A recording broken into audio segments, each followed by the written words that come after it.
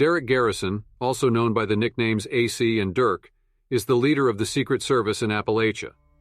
Derek is the agent in charge of the operations within Vault 79, giving him his nickname AC. He was put in charge thanks to Secret Service regulations. His job is to try to create a new currency backed in gold. According to him, he and his fellow Secret Service members will bring back civilization to the East Coast. Derek recorded a holotape about being able to hear the bombs drop from within the vault during the Great War. Derek survived a coup attempt by Shorty and spent the time afterward just listening to the radio. When Mercedes Stern was pregnant with Maggie, he threw a baby shower for her. However, now he faces a new crisis. The vault's reactor has malfunctioned, turning many of his former subordinates into feral ghouls, who in turn killed more agents. He and several others managed to lock themselves into a secure, though small and poorly supplied, part of the vault, where they await an unlikely rescue. Chase is one of the Secret Service agents trapped in Vault 79. He is an engineer and tinkerer, as he had attempted to make an automated vacuum cleaner, later made into a scrap heap upon eating Derek Garrison's shoes, and later made a crib and toys for Maggie Stern before she was born.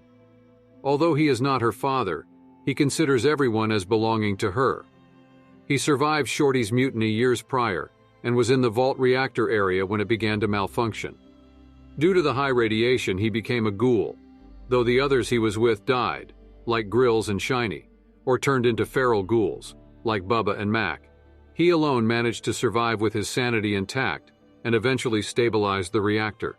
However, Chase refuses to finish fixing the reactor because he is afraid he could turn feral if he attempts to. Maggie Stern is the daughter of Mercedes Stern.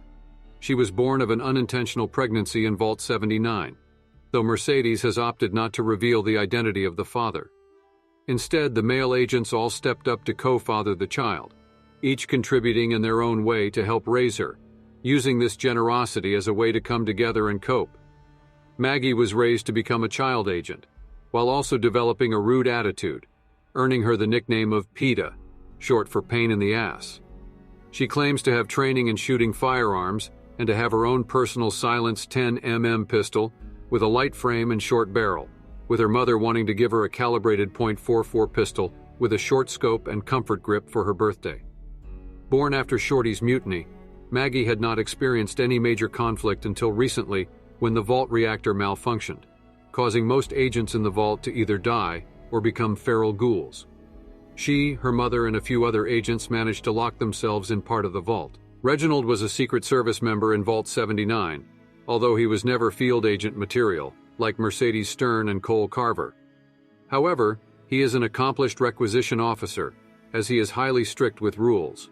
His nickname Regs, short for both Reginald and Regulations, reflects this.